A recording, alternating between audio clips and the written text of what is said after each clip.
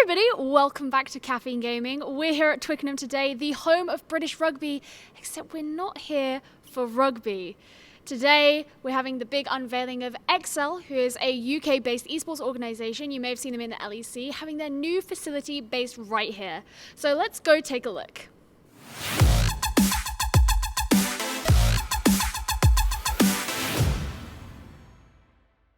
Okay, so I'm here with Kieran, who is co-founder and managing director here at XL.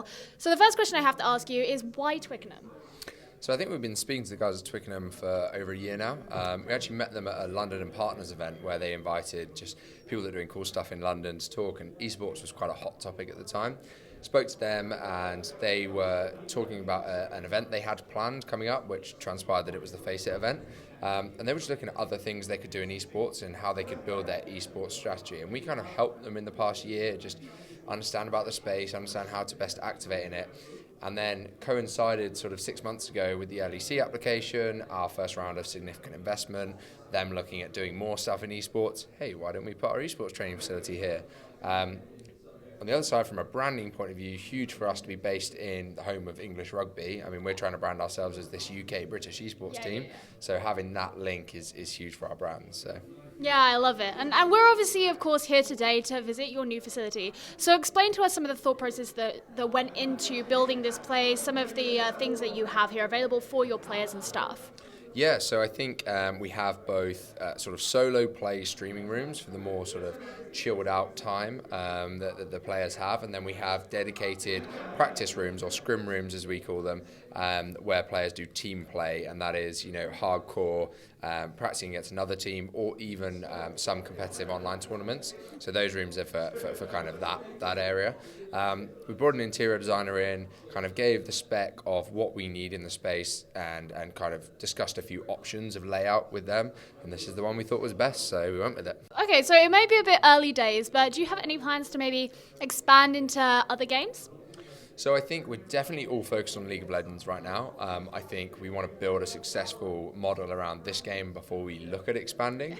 The structure for League of Legends is amazing, in terms of the way that they've created this long-term partnership model for the LEC and all of the European regional leagues. We compete in the UK one. If another esport comes along with that sort of structure and has that publisher support, definitely look at expanding. So we're by no means only League of Legends, but right now it's definitely our focus. Okay, that's fair enough. Well, the place is beautiful, but I have to ask, where's the trophy cabinet going? So just behind the kind of bar and eating area, we're kind of building that out. Hopefully the trophies will continue to come over the next years, and maybe we need a bigger space in the future, but yeah. Getting a bit confident there. Well, thank you so much for talking to us and letting us come and look at the place, because it really is beautiful, and I hope it does set an example and actually continue to have things like this in UK esports and bringing this to the scene. But thank you so much for speaking to us, and enjoy the space that you have now. Thank you guys, appreciate it, thanks. All right, so I'm here with Debbie, who is the business development manager here at Twickenham. So I have to first ask you, what is it that made you guys here at Twickenham want to get involved in esports? We're always looking to maximise our revenue streams on non-match days, and Esports presented us with an opportunity to do that by housing XLHQ at the stadium. That was our first entry point into Esports. Nice. So what's the main thing that it brings for you guys here? Because obviously you're mostly used to working with traditional sports, very famously a big rugby ground. Yeah. What does it kind of bring for you guys? It's a new stream of entertainment, and we obviously have the ability to hold big tournaments. Even sort of 300 to 500, those numbers would work very well in the stadium, and we've got nice space to do that. That's really cool. So do you think this is something that maybe other traditional sports stadiums are going to start implementing and taking on board? Do you think we'll start seeing more esports, traditional sports stadium partnerships popping up? Well, we describe XL as our in-house esports team. Okay. So that's how we are sort of working with them just now, and they're allowing us to see, how the esports world operates. They're opening doors to us when it comes to hosting different competitions. and just different events around that world. One thing that's also very interesting to us is the link that esports has into the music scene. We obviously hold concerts here at the stadium as well, so we're just looking at how we can evolve the relationship and our sort of relationship with esports in general. Yeah, I mean, that leads actually quite nicely onto my final question, which is, how do you see kind of the future of esports in Twickenham going? I don't think we know the answer to that yet. We're quite happy with the pace that we're moving at just now. And we just want to watch how XL grow here and really what we get from it. We want to be holding tournaments. We want to be using, our rooms inside the stadium, even the bowl eventually, for different entertainment forms other than, necessarily not just rugby. So yeah, we're just going to take it slowly and see what happens. Yeah, I think it is quite an exciting partnership, and I'm very much looking forward to seeing how it happens, and I would love to see a massive eSport event happen here in the bowl. But thank you so much for talking to us here at Caffeine Gaming, and we will see you later. All right, so I'm here with Joel, who is the co-founder and director of esports here at XL. Now, I have a pretty big question, which I think a lot of people are going to be interested in, and that is, if you were to start a team now, what advice would you give to someone who wanted to do that? It's a really good question. I joke that what Kieran and I did with XL kind of 4 or 5 years ago would not work now. So my advice would be, don't try and follow what people have done in the past. Learn from what they've done and apply that moving forwards. I'd say a big focus on brand is really, really key. There's a lot of noise in the esports industry right now. There's a lot of teams that have, some that have tried and failed, some that have tried and are still going. The one common denominator of the successful ones for me is that they had a strong brand identity that was unique in its own way. It doesn't always have to be unique in the same way, but find your USP and really drive on that. Be commercially sensible. I'd say was something we learned early on was really, really going to be key for longevity.